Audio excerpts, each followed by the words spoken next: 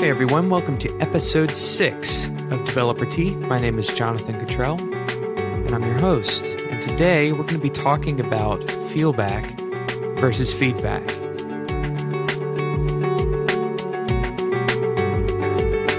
Have you ever been working on a project as a developer and you've gone through, the second or third or fourth iteration of the project with whoever you're working with, like a designer or the product owner or something like that. And you come into a meeting and they tell you, it doesn't feel right to me. I think it needs to feel brighter. Well, what does brighter feel like? That's really the question, isn't it? How do we take what the people who are giving us these kind of arbitrary responses and feedback, how do we actually translate that into a meaningful, actionable step?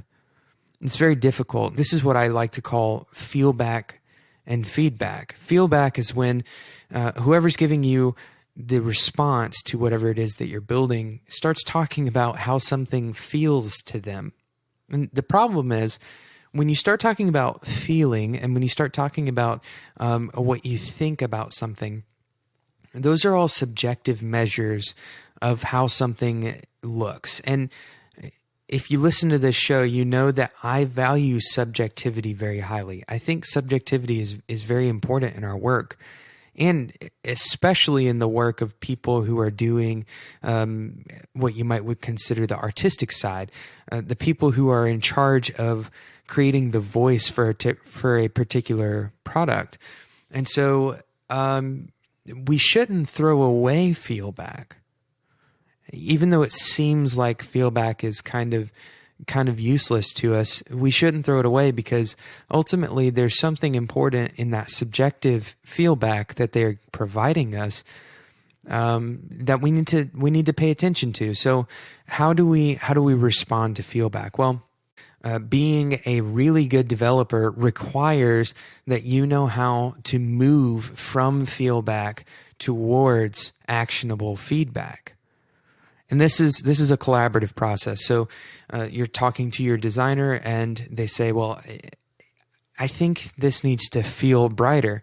Your response as a responsible, smart developer should be, okay, what can we do to make it feel brighter?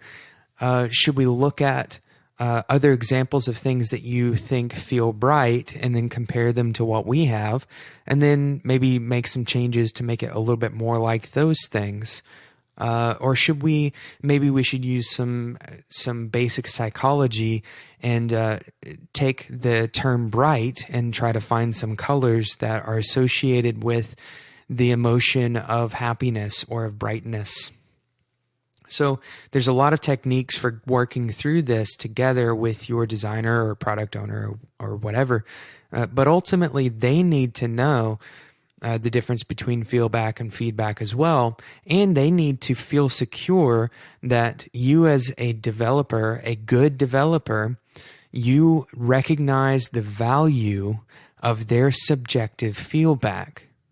But they also need to know that you can't act on that subjective feedback as well as you can act on objective feedback. So the goal will be always to move more and more and more towards actionable feedback. Now, this means, what are we changing? What are the specific things that we're going to go in and change in response to this feedback that you're providing? I hope you've enjoyed this super short episode of Developer Tea. If you have any ideas, if you have any responses to this feedback versus feelback concept, I'd love to hear them. Please get at me on Twitter.